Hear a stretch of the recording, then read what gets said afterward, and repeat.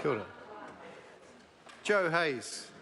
Kia ora. E koro mai koe mai rauranga tira mā. Tēnā koutou, nau mai, haere mai. E runga i te rā whakahirahira. Kia ora. I stand to take this final call in the Rangitāne o Manawatu iwi settlement bill, and I'm very proud to do this because my contribution is actually going to concentrate on some key figures that have actually worked behind the scenes to actually get this bill here to the House, Mr. Speaker. First of all, I want to pay tribute to the formidable Ruth Harris. And she was a formidable person, and she rubbed a lot of people up the wrong way, and but she was formidable in the fact that she drove this particular process for the iwi or Manawatu all the way to this point here today, Mr. Speaker. As I said, her staunch approach did get up the noses of people at times, but I can tell you during her time, it was her that took the head office of Tāne Nui Arangi from Main Street in Palmerston North and established it at Awapuni Hospital, Mr. Speaker. And she went and she needed some funding, and she went to seek it not from a Māori, Mr. Speaker, and not even from a Pākehā. She went to an Asian, Chinese investor who actually helped to establish the head office of Rangitāne o Manawatu at the Awapuni Hospital, Mr. Speaker.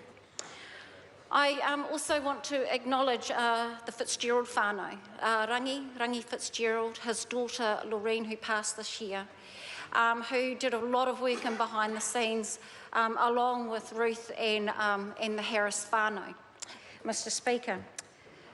And finally, I would not like to acknowledge Tāne Nui Arangi Tauiawi. The Te Awiawi whānau make up the third branch of that whānau, Rangitāne o Manawatu, Mr. Speaker.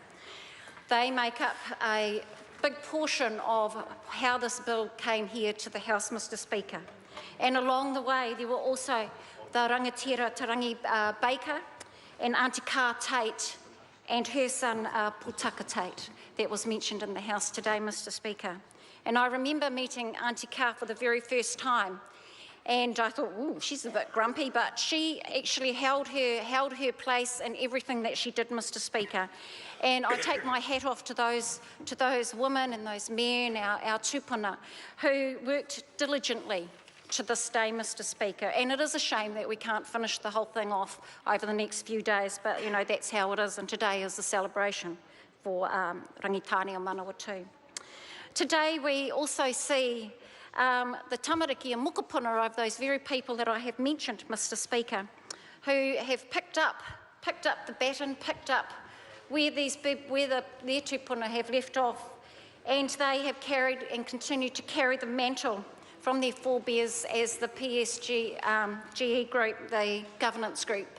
The daughter of Ruth Harris, another formidable Harris, Danielle.